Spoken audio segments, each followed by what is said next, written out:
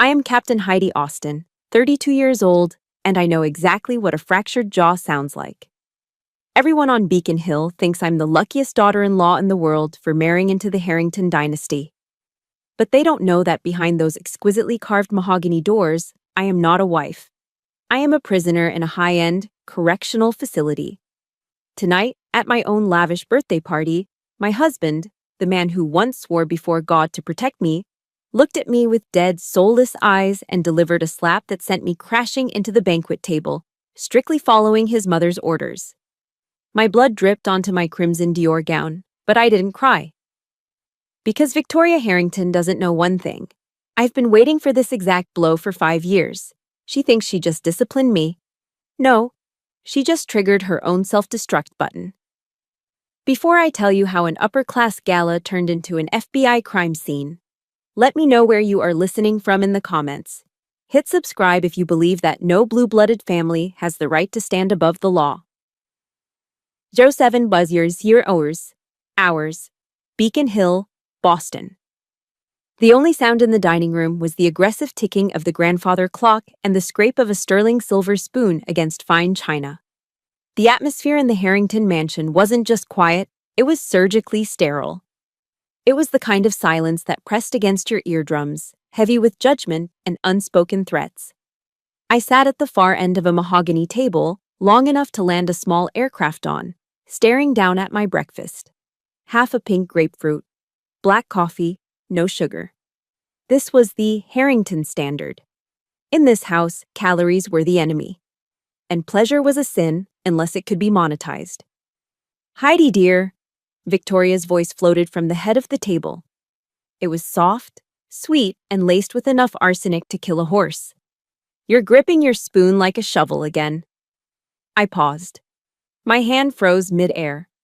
I didn't look up immediately. In the Army, we call this maintaining tactical patience. I'm sorry, Mother, I said, my voice leveled to a perfect, submissive pitch. Victoria Harrington, the uncrowned queen of Beacon Hill, sighed as if my table manners were personally responsible for the decline of Western civilization. She picked up her linen napkin and dabbed the corner of her mouth, though she hadn't eaten a single bite. It's not your fault, I suppose, she said, her eyes scanning my hands. It's genetic. Those are working hands, bricklayer hands. No matter how much lotion we buy you, they still look like they belong in a trench, don't they? I looked at my hands. These hands had assembled M4 carbines in pitch-black darkness. These hands had stabilized a tourniquet on a bleeding comrade while mortar fire shook the earth in Kandahar. They were strong, steady, and lethal. To her, they were just ugly. I'll try to be more delicate, I replied. Do try. She dismissed me, turning her attention to the floral arrangement. Inside my head, I recited the words of General James Mattis, a mantra that had kept me sane for 5 years in this golden cage. Be polite, be professional, but have a plan to kill everybody you meet. I wasn't going to kill her. That would be too easy. I was going to dismantle her, brick by golden brick. At 07:15 exactly, the heavy oak doors opened. James walked in. My heart did that traitorous thing it always did. It skipped a beat. Even after everything, even after the drugs and the manipulation, seeing him still triggered a ghost of the love I used to feel. He was wearing a navy Brooks Brothers suit, impeccable and sharp. But the man inside the suit, he was missing. Good morning, Mother, James said. His voice was flat, monotone. It lacked the warmth that used to make me laugh until my sides hurt. James, darling, Victoria cooed. Her demeanor shifted instantly from ice queen to doting matriarch. She stood up and walked over to him, bypassing me completely. I watched, feeling the familiar sting of invisibility.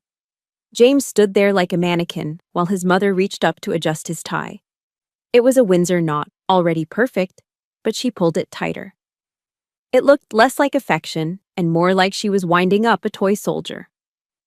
You look tired, darling, she whispered, her fingers lingering on his collar. Did you take your vitamins this morning?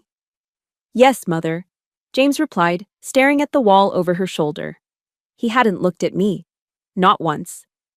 I sat there, gripping my coffee cup until my knuckles turned white.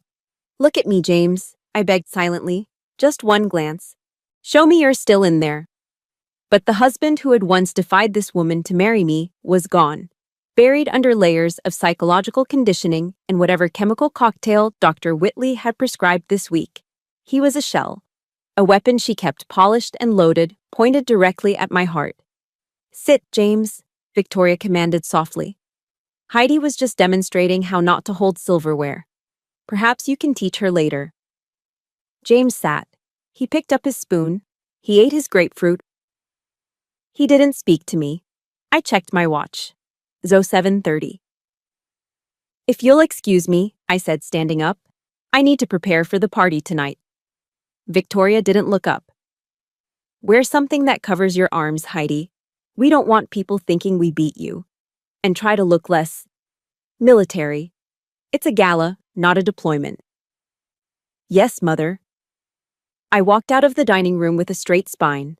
My heels clicked on the marble floor, a steady rhythmic cadence. Left, right, left, right. I held my breath until I reached the second floor, navigated the labyrinth of hallways, and entered the master suite. I didn't stop in the bedroom. I walked straight into the walk-in closet, a space larger than the apartment I grew up in. Rows of designer gowns that I hated hung like corpses in plastic bags. I moved to the back, behind a rack of winter coats, and pressed a hidden panel in the mahogany shelving. It clicked open. There, nestled between a stack of cashmere sweaters, was my lifeline. A ruggedized, military-grade laptop that Victoria didn't know existed. I opened it. The screen glowed with a harsh blue light, a stark contrast to the warm, suffocating yellow of the house lamps. I typed in my password, a sequence of numbers from my old unit ID. Intel report, incoming. My eyes scanned the encrypted email from my contact at the CID. Subject: Trust Fund Disbursement, H-hour status. Active timeline, funds unlock in 12 hours. I let out a breath I didn't know I was holding. 12 hours, 5 years of humiliation, 5 years of eating grapefruit and swallowing insults. 5 years of watching the man I love fade into a gray fog. It all came down to this. The Harrington Family Trust required James to be married and stable until his 35th birthday to access the principal assets Victoria had been draining illegally for years. Tonight the money would legally transfer to James. And since I had power of attorney hidden in a stack of documents James signed during a rare moment of clarity 3 years ago, tonight I could freeze it all. But I needed one more thing. I needed a reason for the FBI to storm a private residence on Beacon Hill without a warrant. I needed exigent circumstances. I needed violence. I closed the laptop and hid it again. I turned to the full-length mirror at the end of the closet. I stripped off my silk blouse. My reflection stared back. I looked thin, too thin for a soldier. But the muscle was still there, coiled and tense. I rotated my arm, looking at the inside of my wrist. There was a bruise there, old, yellowing, fading into the pale skin. A parting gift from Victoria's gentle guidance last week when she grabbed me too hard to stop me from speaking to a neighbor. I traced the bruise with my finger. It throbbed slightly, a dull ache that grounded me. It wasn't just an injury, it was fuel. Just one more day, I whispered to the reflection. My eyes, usually warm blue, looked back at me with the cold precision of a sniper scope. Just one more day and I burn this whole house down. Tonight, I wouldn't just be the dutiful wife. Tonight, I was going into combat. And the first casualty would be their arrogance. I reached for the makeup kit on the vanity, but my hand paused over the concealer. For a second, a memory flashed. A ghost from a time before the silence, before the fear. A memory of these same hands, not bruised, but held gently by someone who promised never to let go. I closed my eyes, letting the past wash over me for just a moment, needing to remember why I walked into this trap in the first place. My fingers stopped on the yellowing bruise on my wrist. It throbbed under the harsh closet lights, a dull, rhythmic ache. But strangely, it wasn't the pain that made my chest tighten. It was the memory of a different touch. A touch from 5 years ago, before the bruises, before the silence. I closed my eyes and the smell of mothballs and cedar in the closet vanished. Suddenly, I was back in the ballroom of the Fairmont Copley Plaza. It was the annual Veterans Fundraiser.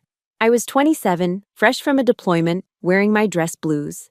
In a sea of black tuxedos and designer silk gowns, I stuck out like a sore thumb. I felt the eyes of Boston's elite on me, judgmental, assessing, dismissing. "Excuse me." A woman with a diamond necklace the size of a chandelier had sneered, bumping into me. "The coat check is near the entrance, dear. Staff shouldn't be mingling." I had opened my mouth to correct her, to tell her I was a captain in the United States Army, not a coat check girl, but a hand gently touched my elbow. "Actually," a warm baritone voice interrupted, "she's with me. And I believe she outranks everyone in this room, including my mother." I turned and saw him. James Harrington.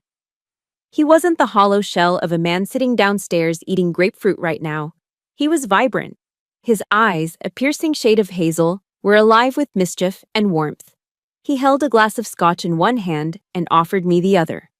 "I'm James," he said, flashing a grin that made my knees weak. "And I'm currently plotting my escape from this zoo. Want to join me?"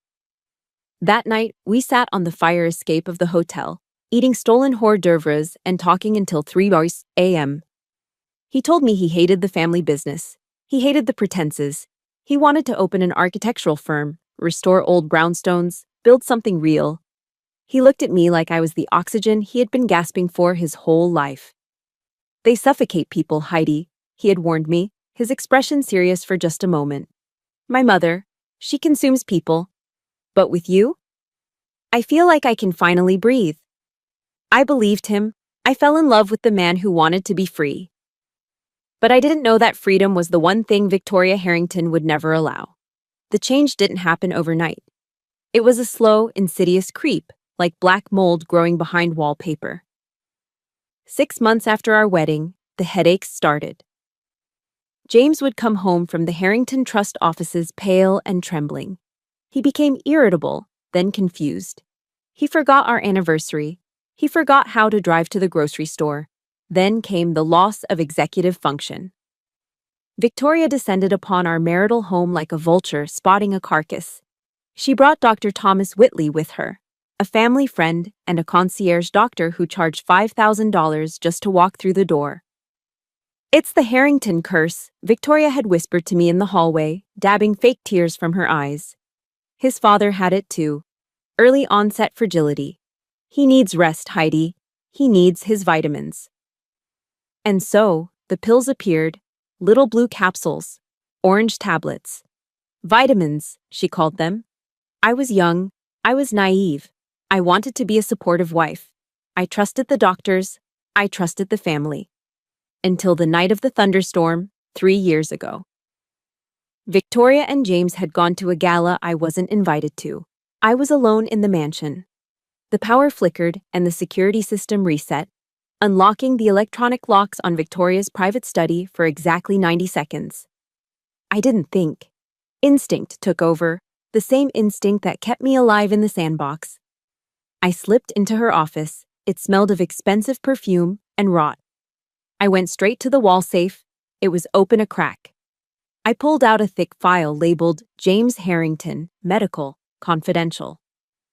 I sat on the Persian rug, using a tactical flashlight to read the documents. My hands shook as I turned the pages. I wasn't a doctor, but as a logistics officer, I knew how to read data. I knew how to spot a pattern. There was no diagnosis of fragility. There was no genetic defect. Dr. Whitley's notes were clinical and cold. Subject showing signs of resistance. Increased dosage of haloperidol and benzodiazepines recommended. Cognitive suppression at 80%. Compliance levels, optimal. I felt the bile rise in my throat. They weren't treating him, they were erasing him. It was Munchausen syndrome by proxy, but twisted into a financial strategy. Victoria didn't want a sick son for sympathy. She wanted an incapacitated son so she could retain control of the Harrington Trust billions. She was chemically lobotomizing her own child to keep her checkbook balanced. I remembered dropping the file, gasping for air as the realization hit me like a mortar round. The The man I loved wasn't gone. He was buried alive under milligrams of chemical concrete, trapped inside his own body, screaming for help while his mother adjusted his tie and fed him soup. If you were in my shoes, standing in that dark office, realizing your spouse was being drugged by their own family, what would you have done? Would you run to save yourself, or stay in the hellhole to fight? Hit the like button if you would fight for the person you love. Comment, "I stay," if you'd burn the house down with them inside, or "I run," if you'd get out alive. I stood up in the closet, snapping back to the present. The reflection in the mirror stared back at me. I touched the cold glass. That night, 3 years ago, I had packed a bag. I had my hand on the doorknob. I was going to run. I was going to flee to a base in Germany and never look back. But then I saw James sleeping in our bed. He twitched in his sleep, a frown etched into his forehead as if fighting a nightmare he couldn't wake up from. He had defended me when no one else would. He had looked at me and seen a person, not a servant. I couldn't leave a fallen comrade behind. That is the first rule of being a soldier. You do not leave your brother behind enemy lines. So, I unpacked the bag. I stayed. I played the part of the submissive, stupid daughter-in-law. I let them insult me. I let them think they had broken me. I stood tall in the closet, smoothing my hands over my hips. "I didn't leave you, James," I whispered to the empty room. "And I'm not leaving tonight. But God help them, because I am done playing defense." I reached for the shelf again. It was time to get dressed. Not in the beige rag Victoria sent, but in armor of my own choosing. In the military, we have a term called a SCIF, Sensitive Compartmented Information Facility. It's a secure room where no electronic eavesdropping can happen, where the nation's deepest secrets are whispered. For the last 3 years, my SCIF has been a walk-in closet filled with $50,000 worth of shoes I never wear. I sat cross-legged on the plush carpet, the hidden panel open. My ruggedized laptop hummed quietly, a sound that was infinitely more comforting to me than the Mozart Victoria insisted on playing through the house speakers. On the screen, a green progress bar crawled forward with agonizing slowness. Uploading, Harrington, Ledger Cayman V2 XLSX, status 92%. My heart hammered against my ribs, a frantic rhythm that contradicted my still, statue-like posture. This wasn't just data. These were digital fingerprints, wire transfers disguised as consulting fees, shell companies in Delaware and Panama. And the most damning of all, the monthly payments to Dr. Thomas Whitley categorized as medical retainer. Payments that coincided perfectly with every decline in James's cognitive health. "Come on," I whispered, urging the progress bar forward. "Don't freeze on me now." I was operating behind enemy lines, and the enemy had the best lawyers in Boston. If I was caught now, I wouldn't just be divorced, I'd be erased. Victoria would paint me as a paranoid, unstable veteran who cracked under the pressure of high society. She'd have me committed to the same facility where she threatened to send James. Status: upload complete. Server: secure. I let out a shaky breath and immediately pulled the microSD card from the laptop. This tiny chip, no bigger than my fingernail, was the bullet that would kill the beast. I shut the laptop, slid it back into its hidden compartment, and sealed the mahogany panel just as the heavy door to the bedroom creaked open. I stood up instantly. Muscle memory. "Mrs. Austen?" It was Mrs. Higgins, the head housekeeper. She had been with the Harringtons for 30 years, and she looked at me with the same disdain one might reserve for a stain on a silk rug. To her, I was new money. Or worse, no money. "In here, Mrs. Higgins," I called out, my voice steady. She waddled into the closet, carrying a garment bag and a tray. Her face was pinched in a mask of faux concern. "Oh, madam," she sighed, though her eyes were gleaming with malice. "I have terrible news regarding your uniform." My stomach dropped. "My dress blues?" "Yes. It seems there was an accident in the laundry room." She gestured to the garment bag. "One of the new girls, clumsy thing, spilled an entire pot of espresso on it. We tried to get it out, but the wool is ruined." I walked over and unzipped the bag. The dark blue jacket, adorned with my rank insignia and the ribbons I'd earned through sweat and blood in the Afghan dust, was soaked in a brown, sticky mess. It wasn't an accident. You don't accidentally spill coffee inside a sealed garment bag. It was a message. You are not a soldier here. You are nothing. I stared at the ruined fabric. I wanted to scream. I wanted to grab Mrs. Higgins by her starched collar and demand to know who ordered this. But that's what they wanted. They wanted the angry, aggressive soldier to come out. I slowly zipped the bag back up. Accidents happen, I said coldly. Thank you for telling me. Mrs. Higgins looked disappointed that I didn't break down. She held out the other item, a hanger with a beige dress. Mrs. Harrington selected this for you. She said it would be more appropriate for the setting, less abrasive. Leave it, I said, and get out. She sniffed, turned on her heel, and left. As soon as the door clicked shut, I leaned against the shelving, trembling with rage. They could take my uniform, but they couldn't take my training. My phone buzzed on the vanity.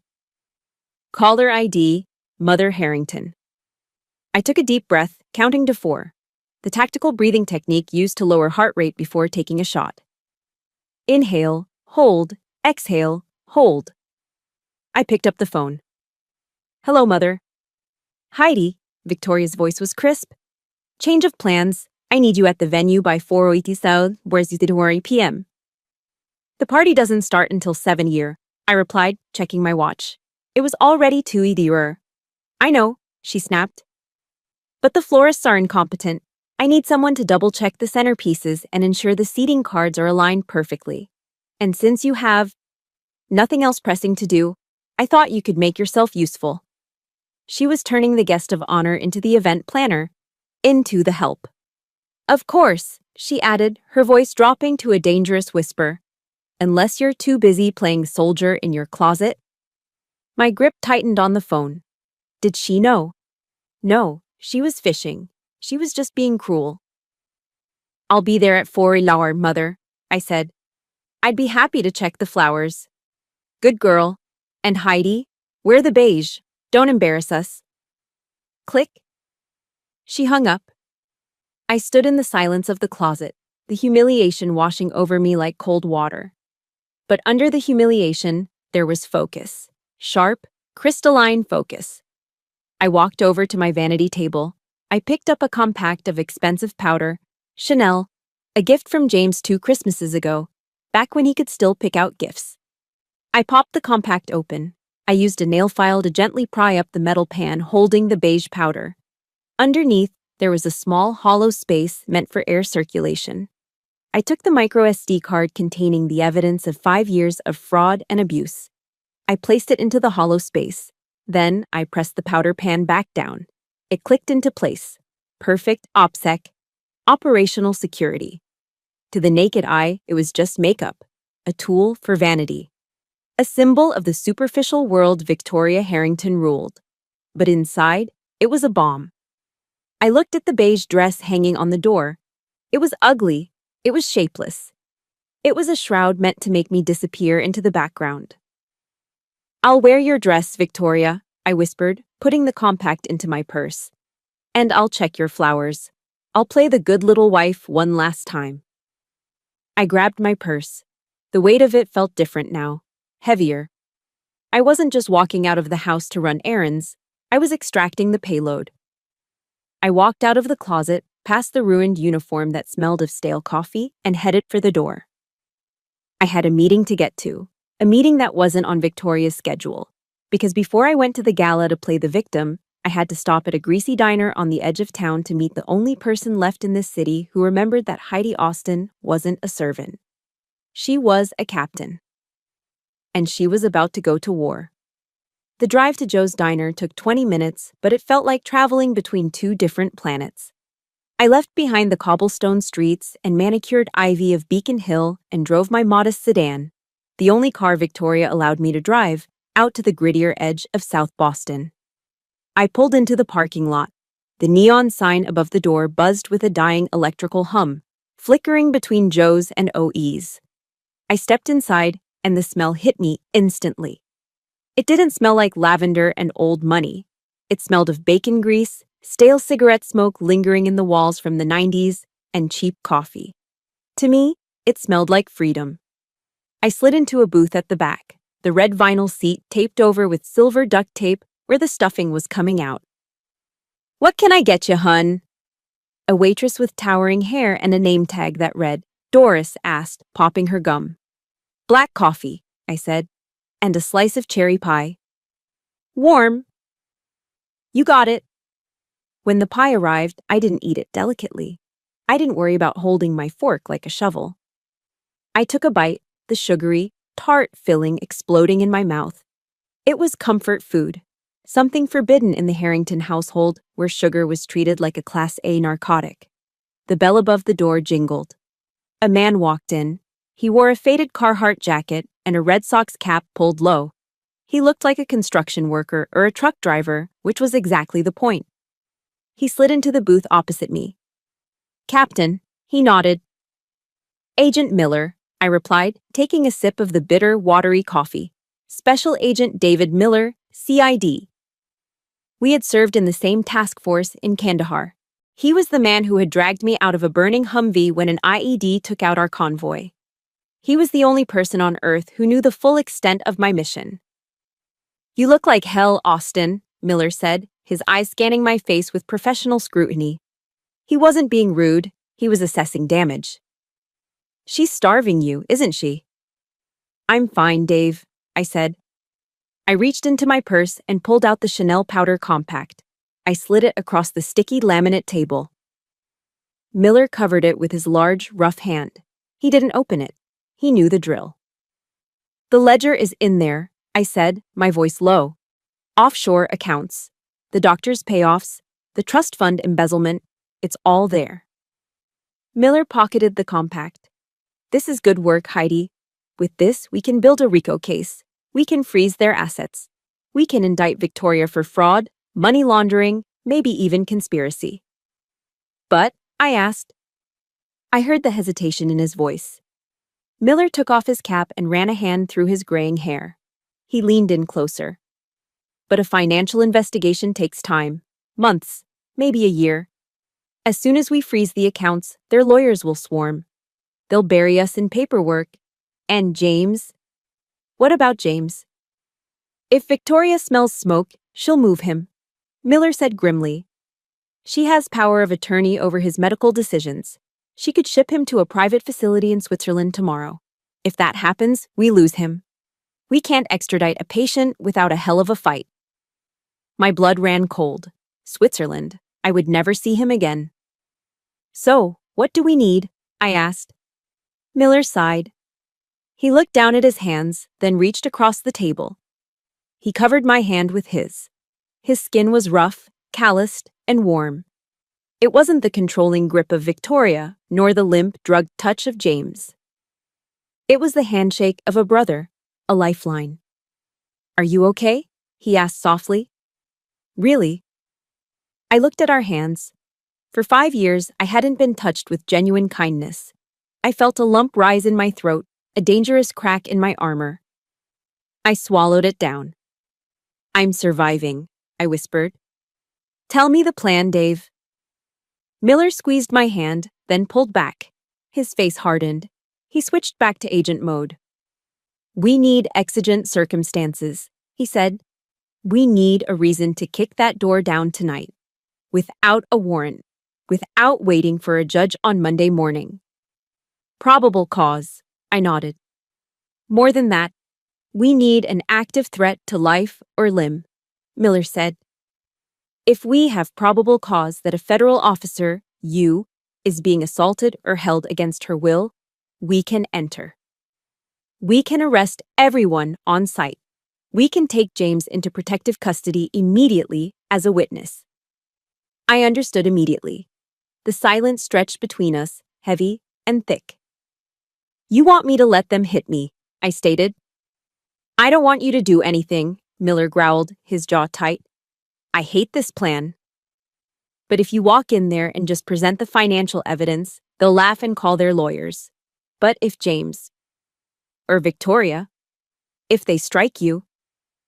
Assault on a federal officer, I finished. It's a felony. Immediate arrest. No bail for 24 hours. Miller looked pained. Heidi, you don't have to do this. We can find another way.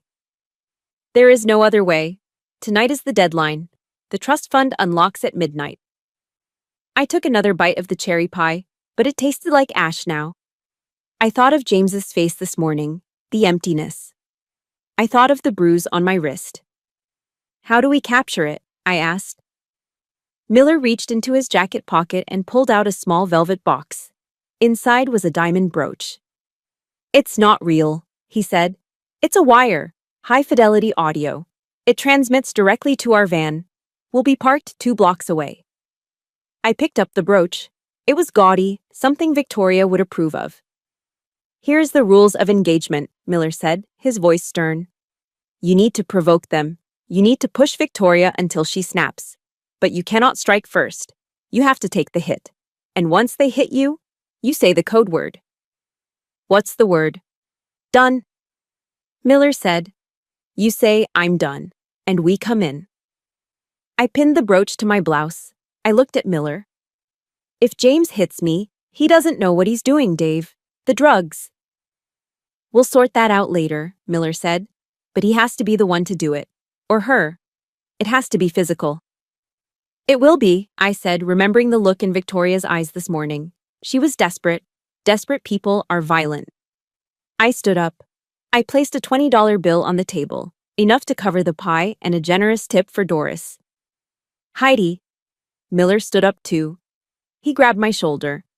If it goes south, if they pull a weapon, you get out. Screw the case. You get out. That's an order. I looked at him. I smiled, but it didn't reach my eyes. Bones heal, Dave, I said softly. But if I walk away tonight and leave James there, my honor won't ever heal. I turned and walked out of the diner. The wind outside was cold, biting through my thin jacket. I got back into my car. I looked at the brooch on the passenger seat, my weapon. I checked my reflection in the rearview mirror. The cherry pie was gone. The warmth of Miller's hand was fading from my skin. I put the car in gear. It was time to go back to the mansion. It was time to put on the dress, put on the smile, and wait for the pain. By the time I returned to the master suite, the afternoon sun was slanting through the silk drapes, casting long, prison bar shadows across the Persian rug. Lying on the center of the bed, like a threat wrapped in expensive packaging, was a large white box tied with a satin ribbon. I knew what it was before I even touched it. It was my uniform for the evening. I untied the ribbon and lifted the lid. Inside, nestled in layers of crisp tissue paper, lay a dress. It was silk, it was expensive, and it was beige. Not gold, not cream. Beige. It was the color of oatmeal. The color of stale walls in a dentist's waiting room. It was a color designed to make a woman disappear, to blend into the background so perfectly that she became part of the furniture. On top of the fabric lay a small card written in Victoria's elegant, razor-sharp calligraphy. Heidi, please wear this. The neckline is modest, as discussed. Try to look a little less common than usual tonight. We have senators attending. V. Common, that was her favorite word for me. It was a polite Boston way of saying white trash. It was a reminder that while she was born into trust funds and summer homes in Martha's Vineyard, I was born to a mechanic and a schoolteacher in Ohio. I looked at the dress. It wasn't just a piece of clothing, it was a muzzle. She wanted me to stand in the corner, invisible and silent, while she paraded James around like a prize pony. I felt a heat rise in my chest, not the slow burn of resentment, but the flash fire of combat adrenaline. I walked over to my sewing table in the corner of the room. I picked up my heavy steel tailoring shears. They were cold and heavy in my hand. I walked back to the bed. I didn't hesitate. I didn't think about the price tag, which was probably more than my father made in a month. Snip. The steel blades sliced through the delicate beige silk with a satisfying crunch. Snip. Rip. I cut the modest neckline in half. I slashed the hem. I destroyed the symbol of my submission. I left the tattered remains of the dress on the bed, a pile of expensive rags. Oops, I whispered to the empty room. Wardrobe malfunction. I turned to the back of my closet, past the rows of sensible, muted clothes Victoria approved of. Hidden in a garment bag at the very end was my own purchase. I had bought it 6 months ago with money I saved from my disability checks, hiding it like contraband. I pulled it out. It was a vintage Christian Dior. And it wasn't beige, it was red. Not a cheerful cherry red. It was crimson, deep, dark, and dangerous. It was the color of arterial blood, the color of warning signs, the color of war. I slipped into it. The silk hugged my body like a second skin, highlighting the muscle I'd worked so hard to build, the strength Victoria tried to shame me for. The neckline plunged just enough to be daring, just enough to say, I am a woman, not a child. I stood before the full-length mirror. The transformation was startling. The tired, beaten-down wife was gone. Staring back at me was Captain Heidi Austin. I reached for the diamond brooch Agent Miller had given me, the wire. I pinned it to the left strap of the dress, right over my heart. My hands were trembling slightly, not from fear, but from the magnitude of what I was about to do. I closed my eyes and whispered the verse that my chaplain had read to us before our first patrol in the Korengal Valley. Put on the full armor of God, so that you can take your stand against the devil's schemes. Ephesians 6-11. This dress was my armor. This brooch was my weapon. And the truth was my shield. I'm ready, I said aloud. I grabbed my clutch containing the compact with the stolen data and opened the bedroom door. James was waiting for me in the hallway. He was dressed in a black tuxedo, looking devastatingly handsome. For a second, just a second, the fog in his eyes seemed to clear. He looked up as I stepped out, and his breath hitched. His eyes widened. He scanned me from the hem of the red dress up to my face. There was no confusion in his gaze, only a sudden, intense flash of recognition. It was the look he used to give me when I walked into a room. A look of pure adoration and desire. Heidi, he breathed, his voice cracking. He took a step toward me, his hand reaching out. You look like fire. My heart leaped. He's in there. He sees me. James, I whispered, reaching for him. But before our fingers could touch, he flinched. A spasm of pain crossed his face. He grabbed his temples, squeezing his eyes shut as if an ice pick had been driven into his skull. James, I asked, alarmed. My head, he groaned, swaying on his feet. Too bright. Too loud. I froze. It was the conditioning. Victoria and Dr. Whitley had programmed him well. Any strong emotion, arousal, anger, excitement, triggered a migraine. It was a chemical leash designed to keep him docile. If he felt anything too intense for me, he was punished by his own nervous system. He lowered his hands. The light in his eyes was gone. The adoration was replaced by a dull, glazed emptiness. Mother is waiting, he said robotically. We shouldn't be late. He turned and walked toward the stairs, leaving me standing there with my hands still reached out.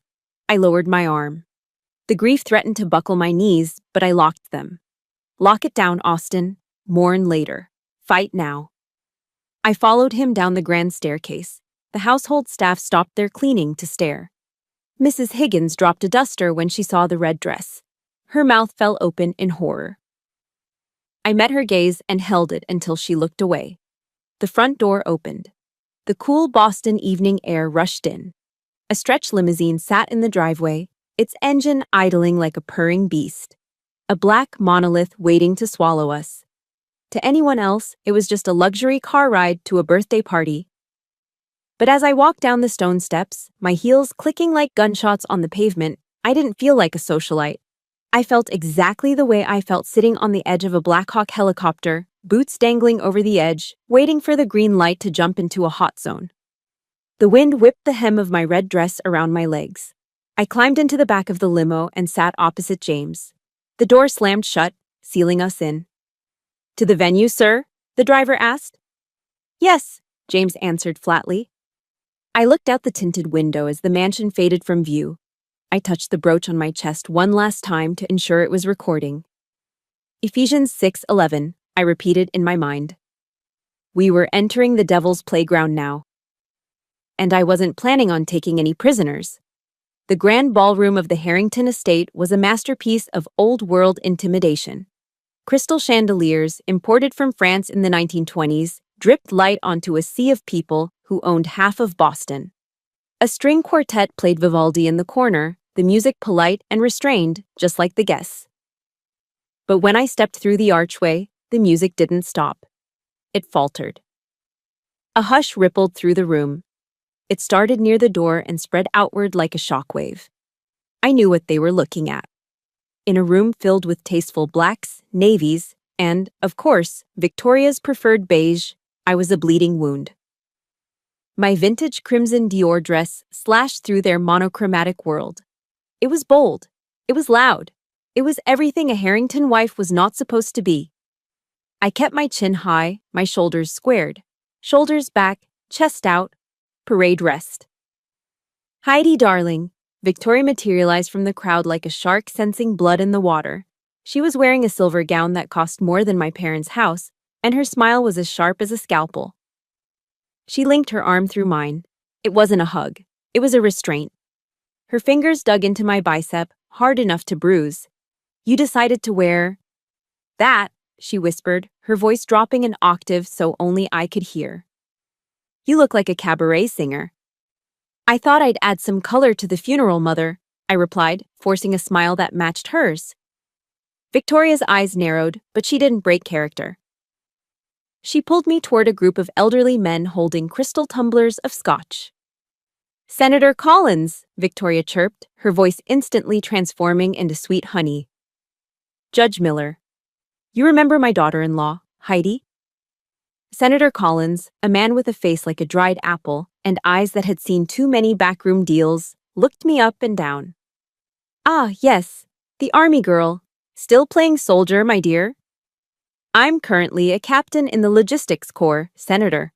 I corrected him politely. Victoria laughed. It was a tinkling, condescending sound. Oh, stop it, Heidi. You make it sound so serious. She turned to the senator, patting my hand patronizingly. Heidi is our little charity project, really. She tries so hard to fit in with the family, poor thing. But, well... She lowered her voice to a theatrical whisper. You know what they say. You can pay for an education, but you can't fix breeding. It's genetic, isn't it? The insult landed like a physical slap. Breeding. As if I were a dog. As if my blood was dirty because it didn't come from the Mayflower. I felt the heat rise up my neck. My hand drifted up to my chest, brushing against the diamond brooch. Record that, I thought, get every single word. If you'll excuse me, I said, pulling my arm free from Victoria's grip. I need a drink. I walked away before I did something that would ruin the plan. Like breaking the senator's nose. I made my way to the bar, my heart pounding against my ribs. I ordered a sparkling water. I needed a clear head. He looks bad tonight, doesn't he? I froze. A heavy alcohol-laden breath hit my ear. I turned to see Dr. Thomas Whitley standing too close. His eyes were bloodshot, and he swirled a glass of gin. Get away from me, Thomas, I said.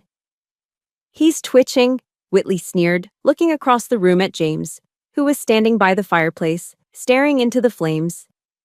His cortisol levels are spiking. Did you upset him, Heidi? Did you try to make him remember again? I'm trying to save him from you, I hissed. Whitley chuckled. He leaned in, his voice dripping with malice. If his blood pressure goes up any higher tonight, I'll have to increase the sedative dosage. And at that level, well, the brain damage becomes permanent. You don't want a vegetable for a husband, do you? Or maybe you do. Easier to manage. I gripped my glass so hard I thought it would shatter. Assault on a federal officer. That was the goal. But right now, I wanted to commit murder. Dinner is served, the butler announced, saving Whitley from a throat punch. I moved toward the dining table. It was a massive 30-foot stretch of mahogany set with heirloom silver and floral centerpieces that probably cost $5,000 each. James took his place at the head of the table. He looked handsome but vacant. A king made of wax. Victoria sat at his right hand. I walked toward the seat on his left, the wife's seat. Oh no, dear.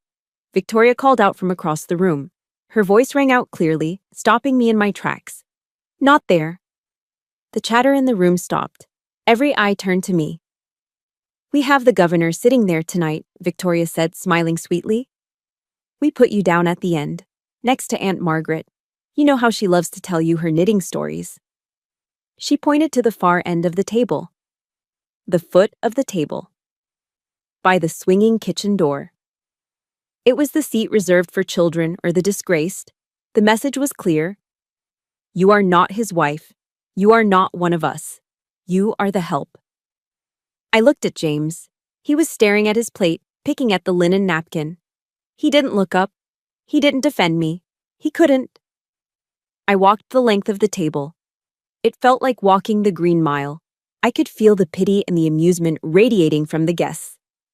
Look at the poor little soldier girl. Look at how she doesn't belong. I sat down next to Aunt Margaret, who was already asleep in her soup. Waiters began to circulate, placing plates of lobster thermidor in front of the guests. The smell of rich butter and cognac filled the air, sickeningly sweet. I checked my watch under the table. 00, Vodro 5 hours. It was past midnight. The trust fund was legally unlocked. The money was there. The trap was set. Now, I just needed the trigger. I looked down the long expanse of the table. 30 feet away, Victoria was laughing at something the governor said. She looked radiant, triumphant. She thought she had won. She thought she had put the commoner in her place. I know so many of you listening right now have sat at a table just like this. Maybe not with senators, but with people who made you feel small. People who invited you just to remind you that you didn't belong. If you have ever been the outsider in your own family, if you've ever had to swallow your pride just to survive a dinner, hit that like button right now. Comment. I see you below, so I know I'm not alone at this table. I took a deep breath. I touched the brooch again. I see you, Victoria. Suddenly, the laughter at the head of the table stopped. Victoria turned. She wasn't looking at the governor anymore. She was looking at James. And then, she looked at me. Even from 30 feet away, I saw the shift. Her eyes went cold. Dead cold. She had decided. The humiliation wasn't enough. She wanted me gone. Permanently. She leaned in close to James. She placed her hand on his shoulder, a specific spot right near the neck. A pressure point, an anchor. I saw her lips move. I couldn't hear the words, but I knew the cadence. It was a command. Do it. She pulled back and nodded her head toward me. James stopped picking at his napkin. His head snapped up. Across the candlelight, across the crystal and the flowers and the lies, his eyes locked onto mine. But they weren't James's hazel eyes anymore. The pupils were blown wide, swallowing the iris. They were black holes. There was no recognition, no love, no hesitation. There was only the mission. He pushed his chair back. The screech of wood against the floor echoed like a gunshot in the silent room. He stood up, he turned toward me, and he began to walk. Clink, clink, clink. The sound of a silver spoon tapping against a crystal champagne flute cut through the murmurs of the ballroom like a sniper's bullet. It was a delicate sound, refined and polite, but to my ears, it sounded like the racking of a shotgun slide. Victoria Harrington stood at the head of the table. She held her glass high, catching the light of the chandeliers. She looked every inch the benevolent matriarch, but I saw the shark beneath the surface. If I could have everyone's attention, she cooed, her voice amplified by the sudden, terrified silence of the room. I sat at the far end of the table, my hands folded in my lap. My heart rate was climbing. 100 beats per minute. 110. Tonight, Victoria continued, her eyes sweeping over the senators and judges. We are not just celebrating a birthday, we are celebrating the future of the Harrington legacy. She paused for dramatic effect. She didn't look at me. Not yet. As many of you know, my son James comes into his full inheritance at midnight. And as a mother, my only duty is to protect him. To protect this family from... She let the word hang in the air, thick with implication. From those who would seek to exploit his generous nature. From the predators, the gold diggers who claw their way into our world. Now, she looked at me. It wasn't a subtle glance. It was a spotlight. Every head in the room turned toward the end of the table. I could feel their judgment pressing against my skin like a physical weight. They saw a woman in a red dress who didn't belong. They saw the villain in Victoria's narrative. Therefore, Victoria smiled, a cold, triumphant curving of red lips. We are announcing a complete restructuring of the family assets. Effective immediately, James has signed over power of attorney to me, ensuring that no outsider can touch a single cent of the Harrington fortune. A polite ripple of applause broke out. The guests were clapping for my financial execution. I didn't move. I didn't blink. Let them clap, I thought. They're applauding their own indictment. Victoria lowered her glass. The speech was over. The legal assassination was complete. Now came the physical removal. She stepped away from her chair. She moved with a fluid, predatory grace toward James. Time began to slow down. I watched it happen in high-definition slow motion. I saw the fabric of her silver gown brush against James's tuxedo.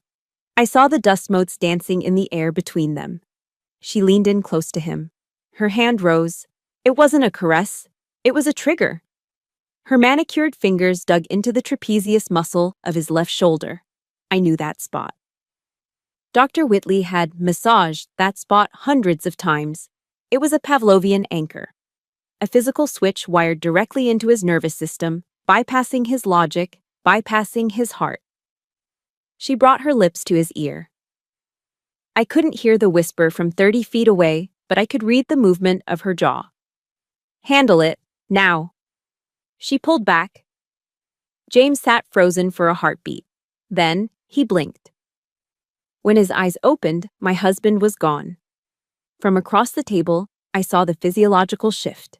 It was terrifying. His pupils dilated instantly, swallowing the hazel irises until his eyes were two black pits. The veins in his neck bulged as his blood pressure spiked, driven by the chemical cocktail flooding his veins. He wasn't looking at his wife. He was looking at a threat. He was looking at the enemy. The chair scraped against the floor, a harsh, violent screech that made Aunt Margaret jump in her sleep. James stood up. He turned toward me. The room went dead silent. The applause died. The string quartet stopped playing. Even the waiters froze, holding trays of lobster suspended in midair. James began to walk. He didn't walk with the loose, easy gait of the man I married. He walked with the stiff, mechanical stride of a soldier marching into fire. His hands were clenched into fists at his sides. Thud, thud, thud. His dress shoes struck the hardwood floor. Each step echoed in my chest. 30 feet. I stood up. My legs felt heavy, but I locked my knees. I pushed the heavy oak chair back. 20 feet. The guests seated between us scrambled out of the way. Senator Collins spilled his scotch. A woman in pearls gasped and pulled her chair back, creating a wide, clear path for James. They were cowards. All of them. They saw a man obviously drugged, obviously aggressive, marching toward a woman, and not one of them stood up. They just watched. It was the bystander effect in its purest, ugliest form. They wanted to see the car crash. 10 feet. My survival instinct, honed by years of military training, screamed at me. Threat detected.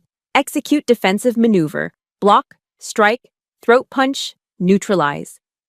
My muscles coiled. My right foot slid back automatically into a fighting stance. I could drop him. I knew I could. Even with his size advantage, he was uncoordinated, drugged. A simple leg sweep, a joint lock, and he would be on the floor. No, a voice inside my head commanded. Stand down, soldier. If I fought back, I was the aggressor. If I fought back, Victoria would spin this as unstable veteran attacks husband. I had to take the hit. I forced my foot back to a neutral position. I uncurled my fists. Tactical breathing. Do it now. Inhale. 2, 3, 4. I filled my lungs, smelling the scent of expensive lilies and impending violence. Hold. 2, 3, 4. I visualized the oxygen traveling to my brain, keeping the panic at bay. Exhale. 2, 3, 4. I released the tension in my shoulders. I dropped my hands to my sides, leaving my face and chest completely exposed. Hold. James was 5 feet away. I could see the sweat beading on his forehead. I could see the blank, terrifying nothingness in his eyes. He wasn't breathing. He was panting, a low, animalistic sound. James, I whispered. He didn't hear me. He was trapped in a nightmare loop, seeing a monster where his wife stood. I looked at the diamond brooch on my chest. It was blinking a tiny, invisible red light in my mind. Recording, always recording. I looked back at him. I didn't flinch. I didn't cower. I didn't beg. I lifted my chin. I offered him my face. Come on, baby, I thought, a single tear threatening to spill but held back by sheer will. Do it. Break me so I can save you. Give me the evidence. He stopped directly in front of me. He towered over me, blocking out the light of the chandeliers. His breathing was ragged, his hand shaking violently, raised into the air. The room held its breath. I closed my eyes, relaxed my jaw to minimize the damage, and waited for the darkness. The impact didn't register as pain at first. It registered as a sound. Crack. It was the sickening, wet sound of flesh striking flesh, amplified by the cavernous acoustics of the ballroom. James's open palm connected with the left side of my face with the force of a sledgehammer. The sheer kinetic energy lifted me off my feet. I spun backward, my hip catching the edge of the mahogany dining table. I crashed into the table setting. A heavy crystal goblet shattered against my shoulder. The plate of lobster thermidor slid off the edge, crashing to the floor in a mess of cream sauce and porcelain shards. I hit the hardwood floor hard. My vision blurred. A high-pitched ringing filled my ears, drowning out the gasp that rippled through the room. For 3 seconds, I lay there. I could taste the metallic tang of copper in my mouth. My lip was split. I touched my cheek, and my fingers came away wet. I looked at my hand. It was blood. Bright, oxygenated red. It matched my dress perfectly. Above me, James stood breathing heavily, his hand still suspended in the air. He was trembling violently, staring at his own palm as if it belonged to someone else. The room was silent. Not the polite silence of earlier, but the terrified vacuum of a crowd that had just witnessed a crime. Victoria Harrington stood 30 feet away. Her hand was over her mouth, but her eyes were gleaming. She had won. She had put the unruly dog down. Or so she thought. Lying on the floor, amidst the broken glass and spilled wine, I felt something bubbling up in my chest. It wasn't a sob. It wasn't a scream. It was a laugh. It started low, a guttural rumble in my throat, and then it broke free. I started laughing. It was a cold, jagged sound, the laugh of a soldier who just watched the enemy walk directly into a minefield. I pushed myself up. My hair was disheveled. Blood trickled from my lip down my chin, dripping onto the diamond brooch pinned to my chest. I stood up.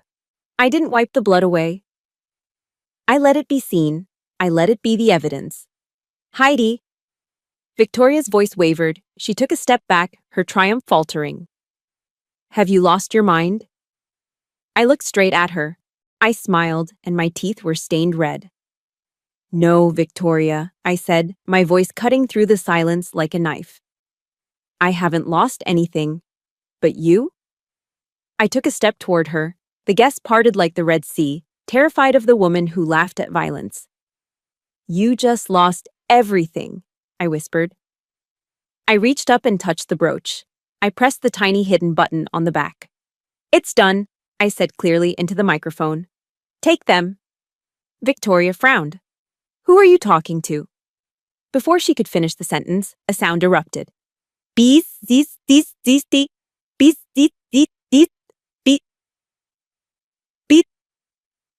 It wasn't one phone, it was 50. Every smartphone in the room lit up simultaneously. The jarring, discordant sound of the emergency alert system filled the ballroom, a digital cacophony that drowned out the whimpers of the guests. Senator Collins pulled his phone from his pocket. His face went pale. My God, he whispered. What is it? Victoria demanded, looking around frantically. Turn that off. It's a news alert, the senator stammered, holding up his screen. From the Boston Globe and CNN. It's a video. On 50 screens, a video began to autoplay. It was footage I'd uploaded to the cloud 3 minutes ago via the dead man's switch. It showed Dr. Whitley injecting a restrained James with antipsychotics. It showed Victoria signing fraudulent trust documents. And the headline scrolling across the bottom was in bold red letters. Breaking: Harrington Dynasty indicted for torture, fraud, and money laundering. No, Victoria gasped. She looked at me, her eyes wide with true horror for the first time. What did you do? I told the truth, I said. And now, here comes the consequence. Crash! The double oak doors at the main entrance didn't just open, they exploded inward. Splinters of wood flew across the foyer as a battering ram smashed through the lock. Federal agents! A voice roared, magnified by a megaphone. Get on the ground. Nobody moves. Chaos erupted. The polite society of Boston dissolved into panic. Women screamed and dropped to the floor. Men in tuxedos raised their hands, cowering. Through the smoke and dust, a team of 12 tactical officers poured into the room. They weren't wearing tuxedos. They were wearing Kevlar vests emblazoned with FBI and military police. Their boots thundered on the floor, a glorious rhythm of justice. Dozens of red laser dots swept across the room, cutting through the dim light like lightsabers. One dot landed on Senator Collins's chest, another on Dr. Whitley's forehead, and 3 dots converged directly on Victoria's chest. Victoria Harrington! Agent Miller's voice boomed as he stormed through the breach, his weapon raised. Step away from the subject. Put your hands where I can see them. Victoria stood frozen. Her face was a mask of disbelief. In her world, police knocked on the back door and asked for permission. In her world, money fixed everything. But money doesn't stop a federal raid. This is a mistake, she shrieked, her voice cracking. Do you know who I am? I am Victoria Harrington. And you are under arrest for conspiracy, money laundering, and the assault of a federal officer, Miller shouted, advancing on her. Behind him, 2 MPs moved toward James. They didn't tackle him, they moved with precision. Secure the asset, one of them yelled. Get a medic on him now. James stood there, blinking, confused by the noise and the lights. He looked at his hands, then at the agents swarming him. I stood in the center of the storm, untouched. The adrenaline was fading, replaced by a wave of exhaustion, but I held my ground. I looked at Victoria one last time. She was trembling. Her eyes darted around the room, looking for an ally, looking for a lawyer, looking for a way out. But there was no exit. The walls she had built to keep the world out had just become the walls of her cell. Her hand shook violently. The crystal champagne flute she'd been holding, the symbol of her power, her toast to my destruction, slipped from her fingers. Time seemed to slow down again for one final second. I watched the glass fall. It hit the hardwood floor. Shatter! The sound of the breaking glass marked the end of an era. The Harrington dynasty lay in pieces on the floor, mixed with lobster sauce and lies. 2 agents grabbed Victoria's arms, spinning her around. The cold metallic click of handcuffs snapping shut was the sweetest sound I had ever heard. Heidi! She screamed as they dragged her away, her dignity gone, her hair wild. You ungrateful little bitch! I own this city! You can't do this! I reached up and unpinned the diamond brooch from my dress. My hand was steady. Actually, Victoria, I said quietly, though she couldn't hear me over the chaos. I think you'll find that the United States government owns this city tonight. I turned away from her. I turned toward the medics working on James. The war was over, but the rescue mission had just begun. You have the right to remain silent. Anything you say can and will be used against you in a court of law. The monotone voice of Agent Miller reciting the Miranda warning was the only steady sound in a room that had descended into madness. The grand ballroom, just minutes ago a sanctuary of high society, now looked like a war zone. Chairs were overturned. Expensive hors d'oeuvres were trampled into the Persian rugs. The air smelled of spilled alcohol, sweat, and fear. I stood in the center of the wreckage, dabbing my split lip with a linen napkin that cost more than my first car. I watched as they hauled Victoria Harrington toward the exit. She wasn't walking with her usual regal glide. She was being dragged, her silver heels scraping uselessly against the floorboards. Her impeccably sprayed hair was coming loose, falling in frantic strands around a face contorted with rage. "Let go of me!" she shrieked, thrashing against Miller's grip. "Do you know who my lawyers are? I will have your badge. I will bury you." "Save it for the judge, Mrs. Harrington," Miller grunted, tightening his hold on her arm. I walked toward them. The crowd of FBI agents parted to let me pass. Victoria saw me coming. She stopped struggling. Her eyes, usually so cold and calculated, were wide and wild. "Heidi," she gasped, trying to switch tactics, trying to find the manipulation button one last time. "Heidi, tell them. Tell them this is a misunderstanding. Your family. You can't let them do this to family." I stopped 2 feet away from her. I looked down at the handcuffs biting into her wrists. Cold, industrial steel locking against her diamond tennis bracelet. It was a poetic contrast. I didn't speak with anger. I spoke with the flat, emotionless tone of a prosecutor reading a verdict. "It's not a misunderstanding, Victoria," I said. "It's an indictment." I held up my phone, displaying the digital file I had just sent to the district attorney. "Money laundering through the Harrington Hope Charity Foundation." I listed the charges, ticking them off on my fingers. "Tax evasion totaling $12 million over 5 years. Conspiracy to commit fraud." I took a step closer, my voice dropping to a whisper that only she could hear. "And the big one. Medical abuse, chemical restraint, false imprisonment.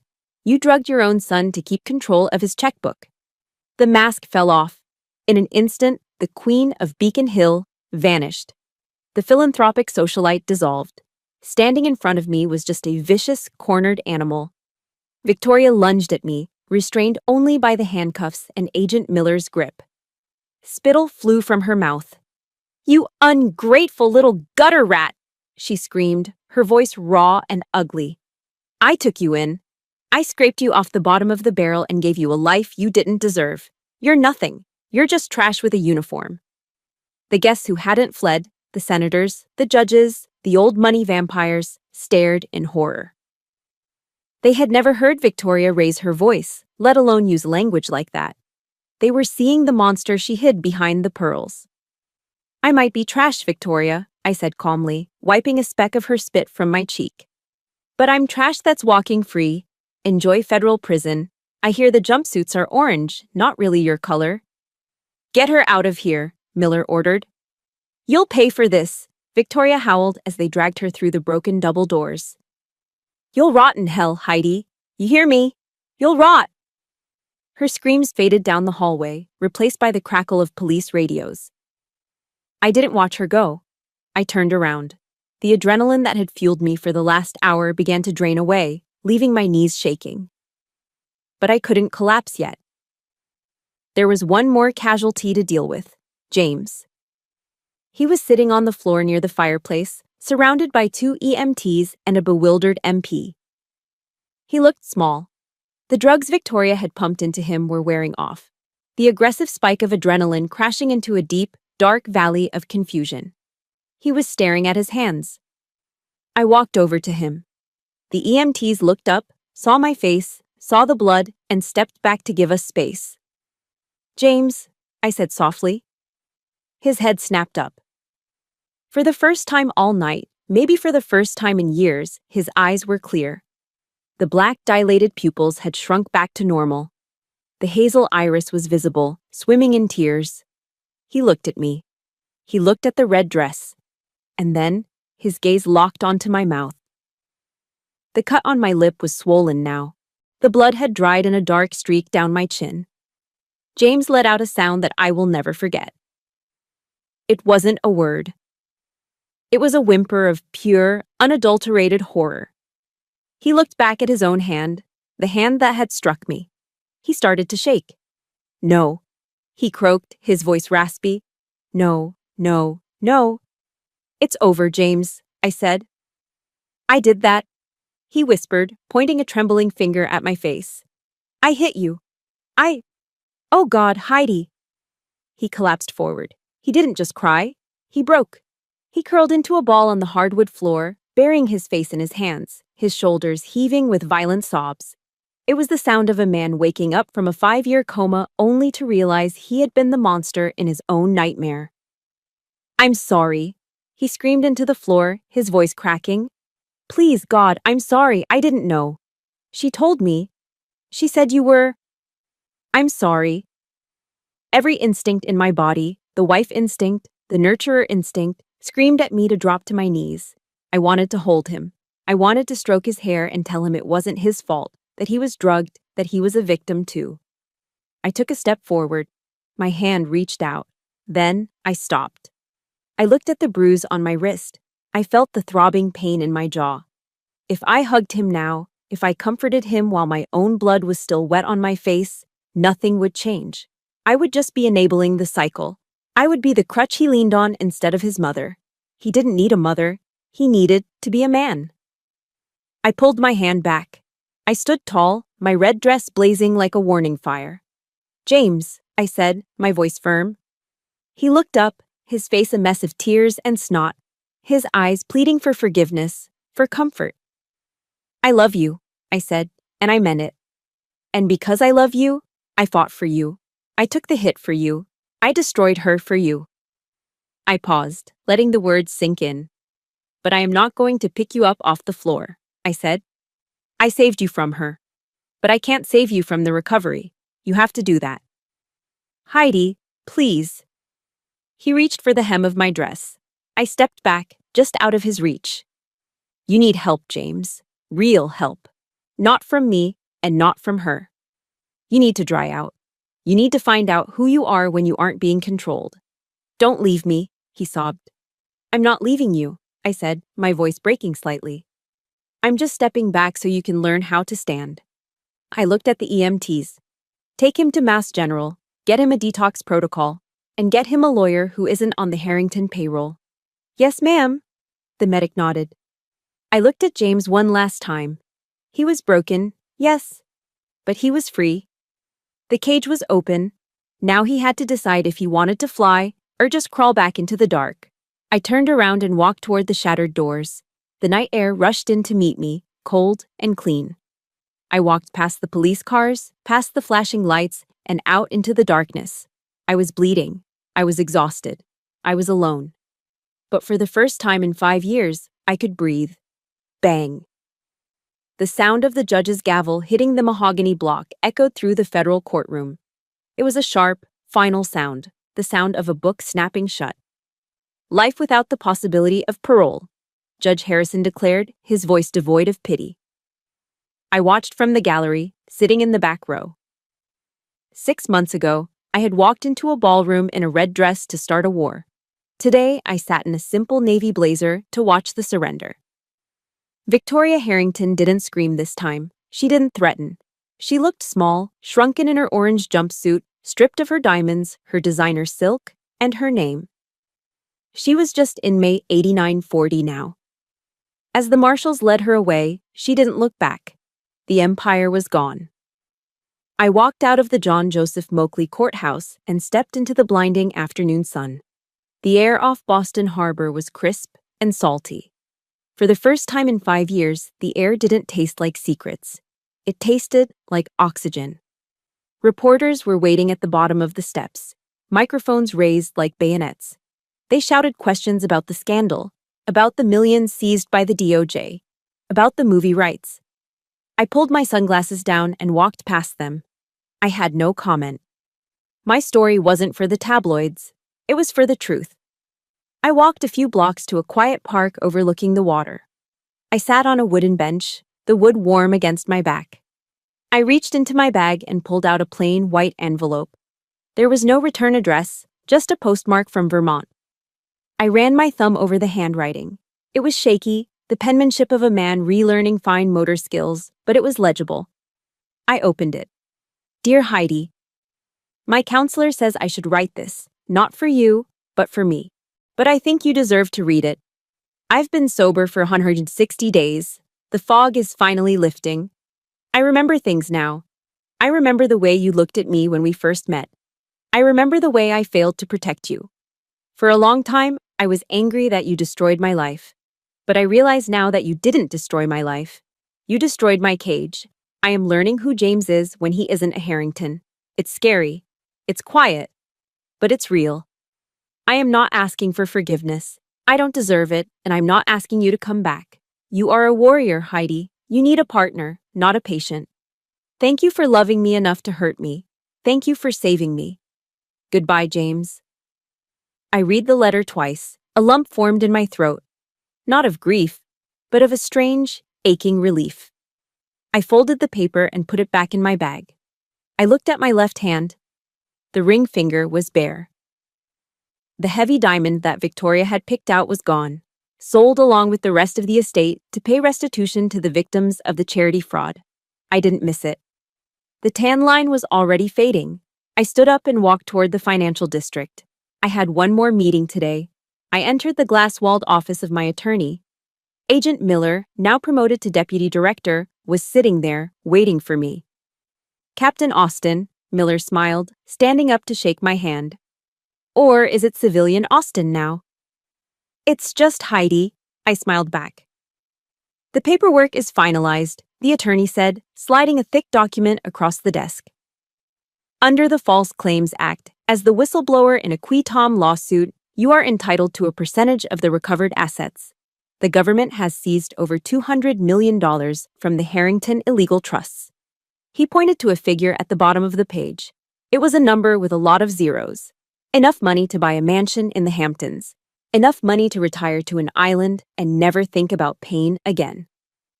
What are you going to do with it, Heidi? Miller asked. You've earned a vacation. I looked at the check, then I looked at Miller. I don't want a vacation, Dave, I said. I want a mission. I picked up a pen and signed the documents. I'm establishing a nonprofit, I announced. It's called the Operation Freedom Fund. The lawyer raised an eyebrow. And the objective? Legal defense and financial extraction for service members trapped in abusive marriages, I said firmly. There are thousands of soldiers out there, Dave. Men and women who can handle an insurgent with an AK-47, but don't know how to handle a spouse who drains their bank account or a family that gaslights them. I leaned forward. I want to be the cavalry for them. I want to provide the lawyers, the safe houses, the forensic accountants. I want to make sure that no soldier ever has to choose between their honor and their freedom again. Miller stared at me for a moment, then a slow grin spread across his face. You never stop fighting, do you, Austin? Not until everyone is home safe, I replied. I walked out of the office an hour later. The sun was setting over Boston, turning the skyline into a silhouette of gold and fire. I caught my reflection in a shop window. I wasn't wearing the red dress anymore. I was wearing a simple, tailored suit. But the woman in the reflection was the same. Her shoulders were back. Her head was high. The bruise on her wrist was gone, healed without a trace. But the lesson remained. I thought about Eleanor Roosevelt. She was a woman who knew about duty, about public masks and private pain. She once said something that had become my mantra during the darkest nights in that mansion. A woman is like a tea bag. You never know how strong it is until it's in hot water. Victoria Harrington had thrown me into boiling water. She thought I would dissolve. She thought I would weak, flavorless, and disposable. She was wrong. The heat didn't destroy me. It brewed me. It drew out the strength I didn't know I had. It turned me into something potent, something real. I took a deep breath, filling my lungs with the cool evening air. I had walked through hell in a pair of high heels, and I had come out the other side not just alive, but free. I checked my watch. It was 18 hours. Time to go to work. I smiled, a real, genuine smile that reached all the way to my eyes, and stepped forward into the rest of my life. This journey wasn't just about bringing down a corrupt dynasty or seizing millions of dollars. It was about a much harder battle, realizing that your worth is never defined by the people who try to make you feel small. Victoria tried to bury me, but she forgot that I was a seed. For anyone listening who feels trapped right now, whether by a toxic relationship, a controlling family, or your own fears, please remember this. Silence is not peace, and endurance is not love. You have a reservoir of strength inside you that you haven't even touched yet. Don't wait for a hero to kick down the door and rescue you. Look in the mirror. The hero is already there. You just need to give yourself permission to fight. Now, I want to turn the microphone over to you. We all face our own Harrington Manor, a challenge that seems impossible to overcome until we finally take that first step. What was the hot water moment in your life that forced you to become stronger than you ever thought possible? Share your story in the comments below. Your courage might be the exact signal flare someone else needs to see today. If Heidi's fight for freedom resonated with you, please hit that like button and subscribe to the channel. Together, we can share more stories of justice, resilience, and the unbreaking human spirit. Until next time, stay strong.